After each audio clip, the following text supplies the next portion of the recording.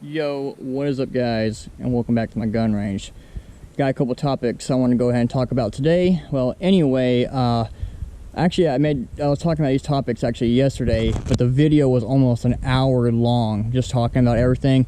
And something happened on my computer. I don't know what happened to, but the video wasn't like processed right away. So I'm gonna try to touch base on all these topics, but I'm gonna try to do it in a lot more faster time frame. But anyway, okay, oh, got a different change of scenery. Okay, so what I want to go and talk about first. Okay, so bad news. The bad news is this. Well, the world's going to shit for one. It's very unpredictable right now what could possibly happen in this world, so these are scary times. I was at my local Walmart just 2 days ago, and they sold out of all the guns, all the ammunition. The only thing that was on the shelf was 2 boxes of 30-06.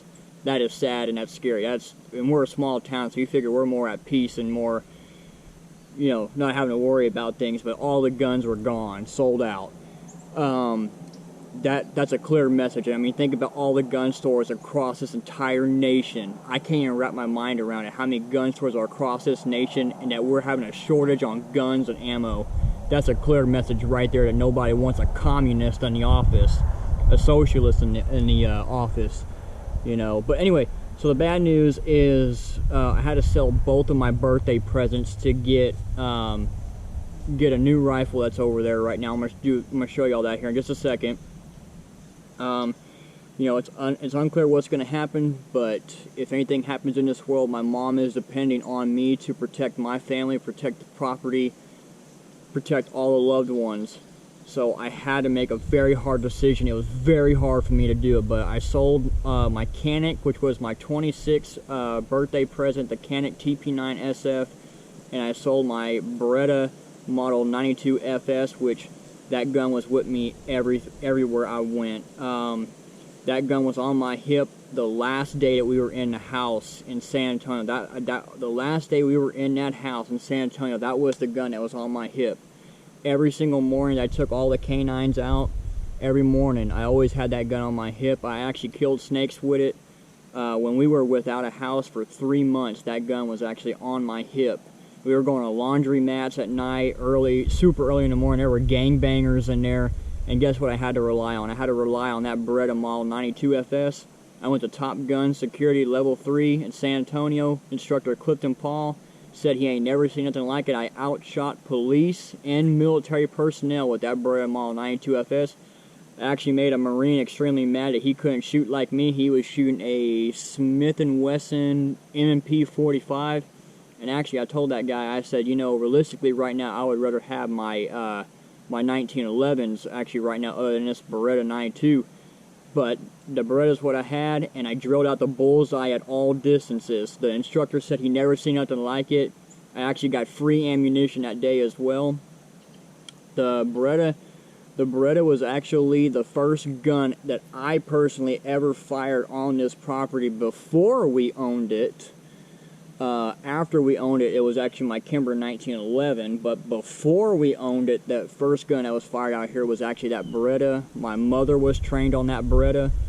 My dad shot it, my nephew Nico, my sister Kelly, her fiance, the family. That was a family gun, That Beretta, even though I wasn't always 100% accurate, although I had some badass moments with it, that gun was always there for me, and I was always there for it. I mean, it was something that I can depend on. If you want a gun to go bang, that was the gun. That thing was made like an AK-47, just made extremely well. That gun was always by my side. But because of these unprecedented times, I had to make a very hard decision and sell both those pistols that my family actually loved to get that rifle over there. But I have to protect my family. I gotta do what I have to do. There's no telling what could happen in this world. So I had to make a very hard call. And actually, I was at the gun shop actually today looking at it again. And I told the guys, you know, everything I done with that gun, how it was always by my side. And man, those guys, they felt really bad for me. I mean, that gun came from Iraq. It had scratches on it, but it worked. And I always had it by my side. I loved that gun. But But one thing I did do when I did sell it, before I sold it, I actually know a guy in San Antonio. I know this is a little sly little move that I did, but I got my name, well, our family name, permanently engraved deep into the frame of that Beretta Model 92FS and on the barrel. Well, on the barrel you can't go too deep because you have tolerances and you have pressures that you have to deal with.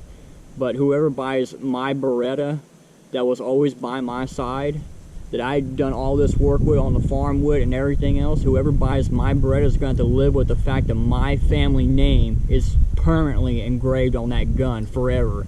On the frame, deep into the frame, and on the barrel. So, little sly move, but whoever ends up with my Beretta, they're just going to live with the fact that my name is on that gun. So, there's that. Election, well, guns are sold out everywhere. Does that not tell you anything? People are not buying guns to have them just sit in a closet. People are not just buying guns so that way they're just going to be there for looks. When people are buying guns like this in a panic, they're buying guns for a purpose, for a reason. People have constitutional rights, okay? This is the United States of America. We are not going to give up our constitutional rights without a fight. People are not buying guns out everywhere across this nation, and those guns are just going to sit in a closet somewhere, or, oh, I lost them all in a boating accident, you know, or whatever. When your guns are being bought out everywhere, it's because nobody wants to give up their rights, and people are going to fight to keep their rights. Because let me just go ahead and give you an example, okay? You take all the work experience that I did throughout my entire life at Walmart, HEB, security, correctional officer. Think about all the man hours throughout my entire life, years, months, days, weeks, whatever. Being the little man, being the small man, having to kiss ass, make small paychecks, some good checks, very small checks, buying the guns that I worked very hard to earn, and then an unconstitutional law is passed, and I'm just supposed to go, oh, everything that I worked for in life, go ahead and take it away from me. No, I'm going to go ahead and give you something so that way you don't take away everything I worked hard for in life. So everybody's wanting Trump back in office. We're praying hard. We want him back in office. I'm really hoping Trump can get back in office. The mainstream media cannot call a winner. Legal votes is what's going to call a winner. First of all, everywhere Trump went in this nation, okay, he was sold out everywhere he went. He had miles of people sitting outside of stadiums just wanting to see him, okay?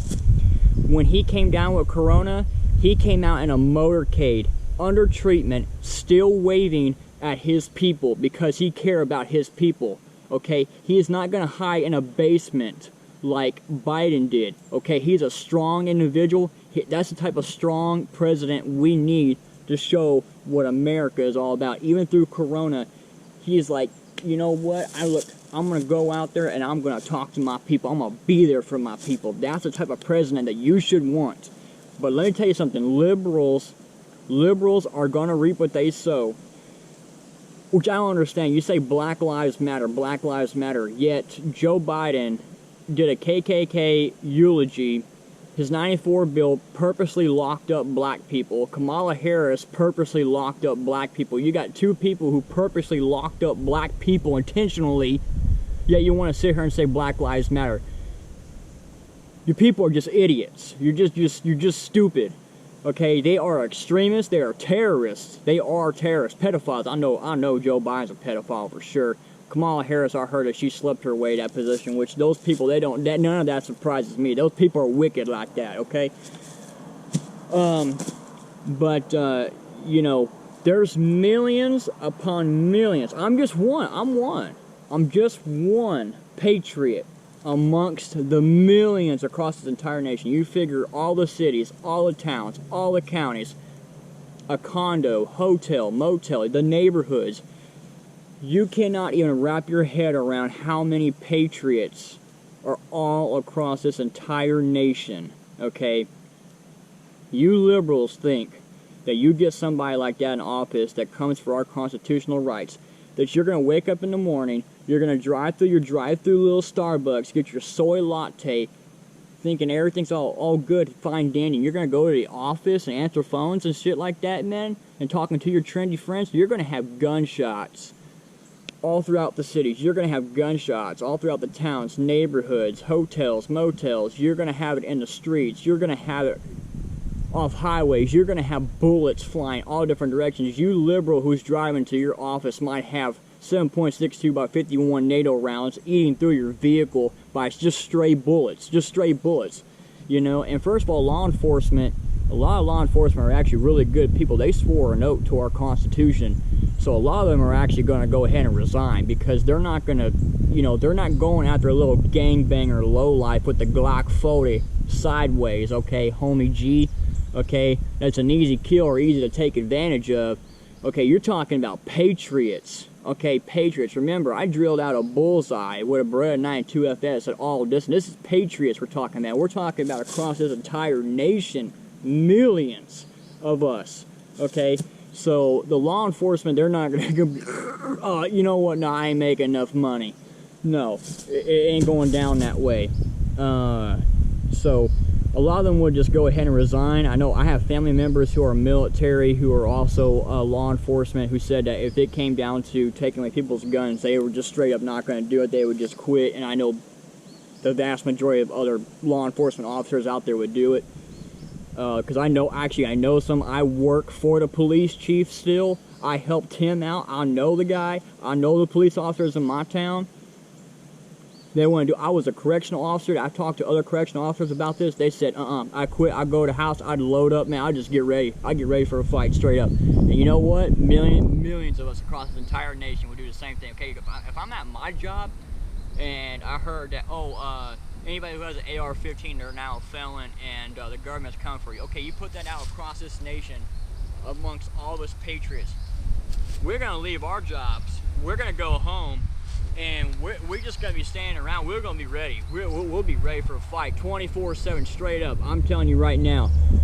You know, I don't know who it would be that would come for our guns. I can't. It could be a Red Dawn type situation with Chinese military or what. I don't know who it would possibly be, but we're going to be ready. I'll tell you that right now.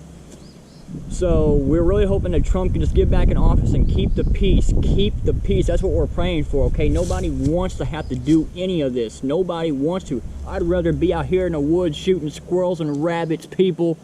That's what I'd rather take to my grave. Okay, yeah, I know what I am, but I'll tell you right now, I would rather be out here shooting squirrels and rabbits and living in peace and eating my brisket on Saturdays, okay? Okay, so speaking of end of days, I'm hoping to God that we're not living through them, okay? I love my nephew. I love the children. I see it, God, bring a tear to my eye, man. Oh, I'm a cry on camera, man. I love the children, and I hope to God that they have a future. You know, I don't want to see America fall. I don't want to see this beloved nation become a war zone for all the innocent and all the good people. I'm gonna lose it here. Of this nation. I don't just pray for myself and for my family. I'm tearing up. I pray for all the innocent people across this entire nation. And I hope the absolute best for them, that this does not fall. So, I know end of days are coming, but I hope I don't live to see it. And I hope these children don't live to see it, man. Oh, man, it's getting to me a little bit. Okay, it's getting to me a little bit, but, you know, I hope they don't have to go through it. And it's wrong. I shouldn't have to even sell my brother. I love that gun, man. I carry that thing every morning. But, you know, my mom's like, well, if anything happens, we're depending on you to protect us. And I got a job to do. I know what this means. I know what my skull means, okay? I don't wear it for a joke. It ain't an act. Anyway, so I had to go out and get that rifle right there, you know, if anything happens. But I'm hoping for the best, and I'm praying for the best. Anyway, let me go ahead. I'm going to have to get my hearing protection on. I'm going to show y'all this rifle over here. Okay. So now me personally, I would prefer like an AR-10 or a G3. I'm not rich. People think I'm rich, but I'm not. Anyway, so I have a Ruger American right here. This is now another Ruger American to my collection. I have the 22. This is a 308 right here. I got just a couple shots in the magazine, guys, so we're just gonna go ahead and we're gonna test it out here. I'm gonna do a little bit of work to it. I can't do too much because I found some things on the serial number that's not like an updated model or whatever, but I do have some things planned that I want to do for it to go ahead and make it to where it's a lot more faster and everything. But I got just a couple shots here. I'll probably just maybe take one. I gotta save the ammo because, well, I don't know where the hell the world's going, but anyway. But what I have is I have an AR 500 steel plate. I can't remember what this is. My dad, he used to work on 18-wheelers, so it has to do with 18-wheelers. And I have another AR 500 steel plate there. So, man, I'm getting choked up. Okay, so we're gonna go ahead and I'm just gonna take a shot here, and we'll see what it does. Get some hearing protection on.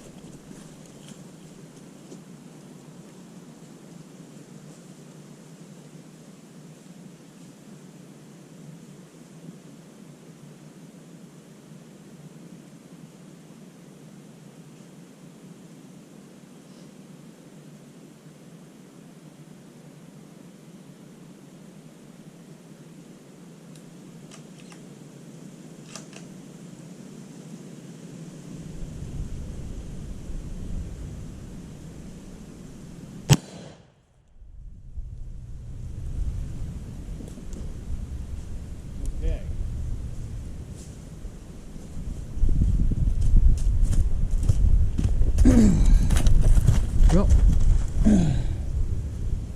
oh wow. I was expecting more out of it than that. Okay.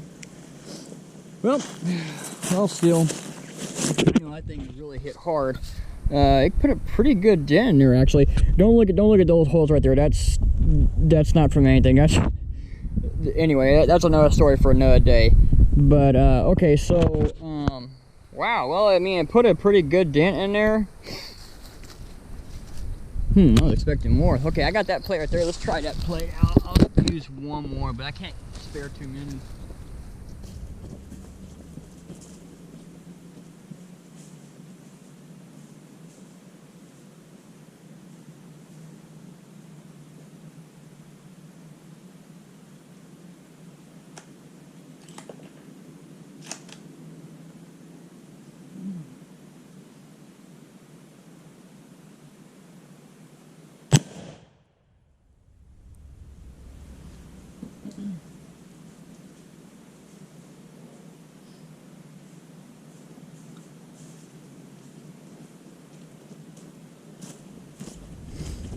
Okay, so let's see. Oh, that was definitely.